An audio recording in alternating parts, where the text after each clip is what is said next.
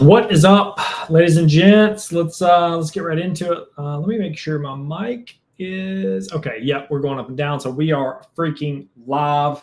I've got actually 2 drinks today. One is black tea. No, it's not too late for caffeine. And then 2 is LaCroix. A little peach pear for you. All right, today we are talking. It's been, God, I was on vacation. I feel like it's been a while since I've done one of these, but 3 topics today. I want to give an update on the Airbnb service fee change that is coming on the 27th of this month. Actually, it's already October, which is just absurd to think about. So in 27 days, Airbnb is moving over. There is an update that I actually found out. I did a live stream, a video about this a couple weeks ago. And I was wrong. There was more info that came out and more math to kind of back up and substantiate. So I want to show you exactly what that means for you, host, and for people just starting out, like, what does that mean moving forward? So that's topic 1. Topic 2 is going to be, where is my Notion article? September, put it bluntly, like, kind of sucked. Like the markets, most markets were down in September, even year over year. Compared to like August and October. October has rebound very well, surprisingly. October is a great month in most markets. I think people just love the fall. But September was more of a shoulder month than normal. I don't know if you specifically have noticed that, but we have some data from our portfolio that I'm going to share with you guys, just broad data, kind of macro data. And then thirdly, as I was kind of prepping for this, I wanted to kind of address the point, because I got the question this week, is like, is it still a good time to buy an Airbnb and like do this thing? I've got some really, really good thoughts on that. So without further ado, I'm going to share my screen. Once again, this is for Q&A. So drop your questions down below regarding anything hosting related, and I will get to them at the end. If you have a specific point on one of the 3, obviously don't wait until the end to ask those questions. Let's jump in. I feel rusty. Like I feel rusty with this thing. It's been a minute. So a couple weeks ago, I talked about the Airbnb simplified. Oh man, it was back in August, actually. Simplified pricing change. God, it feels like last week. That's ridiculous. And back then, let me pull up my notes. I am going to prove that I do not know everything. I'm an idiot. I just host a bunch of properties, but don't listen to me. I can be wrong. And I am not afraid to admit when I'm wrong. So I want to kind of put on the record, I was wrong. I steered you in the wrong direction, but I am steering you back in the right direction. And I will show you why. I don't math very well, but originally, so to kind of zoom out, Airbnb, there used to be 2 service fees: the guest service fee that the guest paid, which was in the majority of it, and then the host fee, which was a minority of the total service fee, right? The guest service fee, they would have an additional like 14% on top of all of their other charges that goes directly to Airbnb for providing the service. The host fee was like 3%. That instead of it being marked up, Airbnb would just pull 3% out of the payout. So if you got $100 payout, they would actually deposit you 97. So what they are doing is they're moving the guest service fee over to the host, and the host is going to pay the entire amount. So originally, we were going to mark it up 12.5% to get to this 15.5 like total guest service fee. We're actually going to mark it up. Well, we're planning to mark it up a lot more than that, and I'm going to break down the math exactly on what it means. Now, I got the same source from Price Labs and Guesty. They have way more research and data backed in this. I don't fully understand all the math. Especially on this call. Like, I've watched videos, like it's still a very muddy concept, but for simplicity, the easiest way that we're thinking about it, my Tripify, is like on the guest service fee side, they were getting taxes on top of the guest service fee, whereas the host did not get taxed on that service fee. So just marking it up 12.5% or even 15.5% isn't going to get you enough to net even. We're just, at least for me, like I'm trying to just net even to where, a $300 property a night is going to net me 300 before and after this change. That's all that we care about for our properties and our owners. So long story short, let me make this a little bit bigger. Actually, I think that's probably worse for you guys, but I'm going to put this in like the recap in the school group of like all the detail, but long story short, mark the magic number is 18.34%. So a lot of people smarter than me and a lot more math eligible people from Price Labs. All they do is math. Very good at it. And then Guesty, they've got venture backed now. So I'm going to trust them over me. So the synopsis, instead of marking your Airbnb prices up 15.5%, go 18.34. Now, we've thought about doing like 15 to start and then going to 18 just so it's not like a complete shock to the system.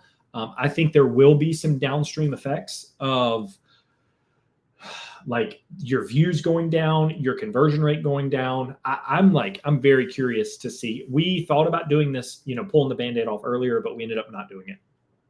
But we're going through it with you. So I'm going to report back on everything that I see on my end from our portfolio. And then I'm going to give you the short nuggets of info so you can adapt accordingly and get ahead of the curve. That's really the goal here. So mark up your prices. Do what you want, honestly, but we're going to probably mark up like 18.34%. This is just for Airbnb only. So Vrbo, Booking, TripAdvisor, Marriott, like any of those platforms, all that's going to stay the same. So this is only Airbnb. Keep that in mind. I don't even want to go through the math because it is very complicated and this video is supposed to be short, but I will put these in the recap in our school group. Once again, it's completely free. Go join it. It will be in the comments below, and join that. It's got a free course in there too. Your Airbnb goodies, like giveaways, templates, all that. So that's enough on that point. Let me know if you guys have any questions on that while I skip on past to point number 2. So September sucked. Like full disclosure, like September was not the greatest month for multiple reasons. I think slow season hit a little bit harder. I honestly think the economy and the state of like what the heck is going on in this political world also will definitely, tariffs, all this like uncertainty. Anytime there's uncertainty in the market, like all this extra spending is, people start to kind of like tighten up their budget a little bit. If they've got 10,000 for their vacations for the year, it might go down to like 7. So I think the slower seasons are going to hit harder. But I also saw our peak seasons were higher than they were ever. Like some of our high-end properties, we were doing like originally 15 grand. We were like upwards 20 to, 22 on some of the higher end properties. So July, like peak season was much higher. I think the slow seasons are going to hit much harder. Like specifically in Charlotte, January, February, and most markets are going to be like hit very hard. So Jan, Feb, like we're already pricing out those months, and we're getting super aggressive because January, February, we know that like there's not a lot of bookings out there. So I would rather be the first booked, even if it is a lower rate, than to stay vacant like a lot of people do. So don't be that host in slow season. One thing to live by: peak season, be the last man standing. Slow season, be the first man to get booked. So enough about the bad part. September, it is what it is. Slow season hit us a little bit harder. October rebounds. October we are at usually the beginning of the month. Our portfolio is usually like already 50% occupied.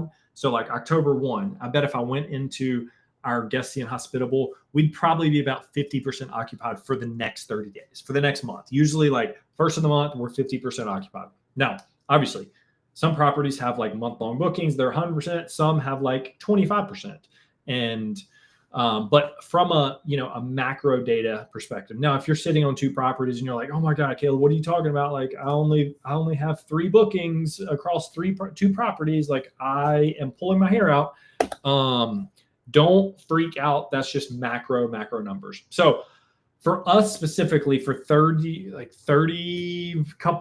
some full service properties, another 10 co-hosting, another like 12 revenue management, so like 50-ish properties, we are pretty much, revenue numbers are very similar to where September ended.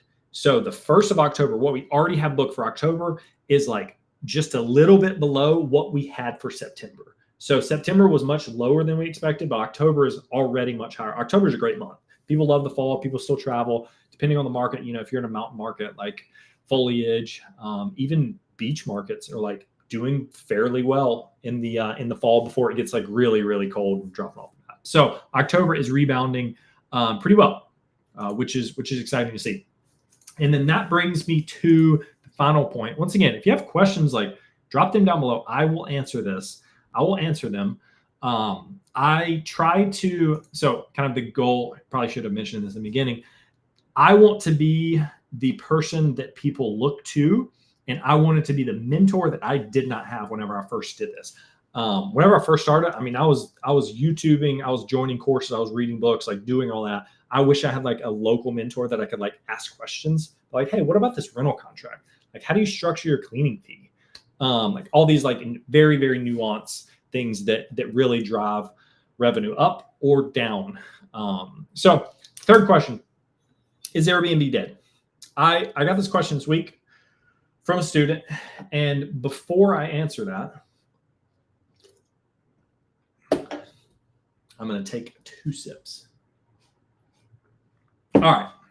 No, the answer is no. But I will say that from like a mass general answer, the middle of the market is getting hit the hardest.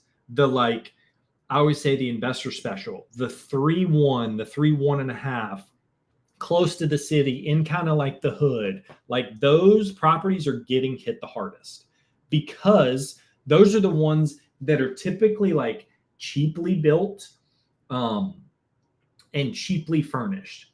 Like, for example, I always bring it back to Charlotte because that's the market that I live in, and that's the market I know the best. You get, a 3-1 in West Charlotte. Depending on what road, it can get a little sketchy, but you probably bought that thing for, maybe $300,000 a couple years ago. You put IKEA and furniture in there and like you rent it, you'll probably make $60,000 a year for like a 3-1, which this market right now, that would probably do like 35, maybe 40 if you've got some like good amenities. But going from like $60,000 to $40,000, that's a huge drop off. I mean, there's all your profit right there. So for those like investor special properties, yes, do not get into Airbnb if you are only going to be the bare minimum. Like if you're shopping in IKEA, if you're putting no wall art or the, what is it? Like, it's like the bowl, like the classic Airbnb bowl. Like a black and white photo. I should have had it prepped for today. But if you're just furnishing with like those basic amenities and those basic designs, like you are going to probably not make money. Like it is what it is. Nowadays, I've been preaching from the rooftops, like professionally design, not just like, oh, I had ChatGPT design this room. Get like a professional designer. There's like virtual people that do this for like, a couple $100, like $500. They can do this and like they can send you the links and you can set it up. Like it is a real thing and it works.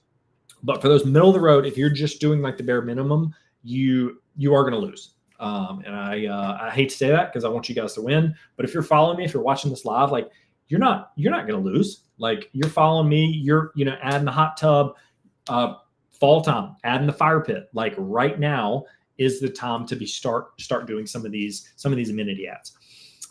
So to answer that question, like it really depends. Investor special, likely yes. Now, if you have like a sick property that is decently designed and like has some amenities, let's say a hot tub or a game room, or maybe like an outdoor bocce ball or like putting green or something like unique and special, you are almost like destined for success right now, depending on where your market is. Like I've got a girl out in Arizona that she's like, it's very hard to compete. The freaking standard out there is way higher than like almost every market. Like Scottsdale, they're kind of like North Star. Everything out there has pickleball, pool, hot tub, like sick design. You can't half-ass it over there. And like Charlotte specifically, in most markets, like you can just do a decent job, spend, 10, 15 grand on like design, and another probably 10, 15 on amenities. Like you're going to make money. It's bound to happen. So, don't be cheap. Invest in your property. Like every year, re-up the forks, re-up the plates, the bowls. Like don't cheap out on those things because they do matter. Always continue to level up your property. And I'm probably going to be doing these in another year, 2 years. And I'm going to be like, game room, hot tub, pool isn't enough. Like you need to have a sauna, like a freaking spaceship that takes you to Mars. I don't know where we're going to be, but continue to level up your game. All right. Let me check and see if there's any comments, because my software does not pull in any comments anymore, because I don't know why. Don't ask me. It's like an RMTP setup. All right. I mean, we got 7 people here live. What questions you guys have, if any? If not, I'm going to wrap up and go finish my tea. Big tea guy. Just got some tea last night, and I'm pretty excited about it. All right. No questions. Next week, oh man, I've got some like pretty cool updates for the people that have stayed on this entire time. I've got some pretty cool updates. I don't even want to like let the cat out of the bag. There's some like creative financing things that I'm learning right now and implementing inside the business that are like pretty freaking game changing. And I'm really, really, really excited to like dive a little bit more into it. If you follow me for a little bit, like as I went through the cost seg study on my rental and did all that, shielded 150K in income and ended up getting like 25 grand refund back.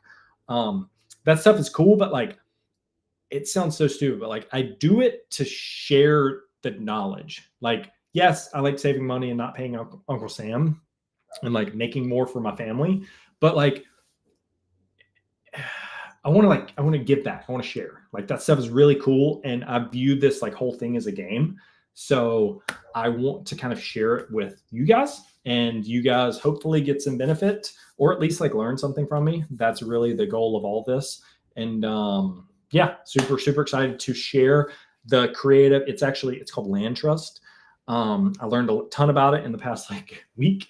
So yeah, excited to kind of do another full breakdown of what I've learned, what to do and what not to do, honestly. But without further ado,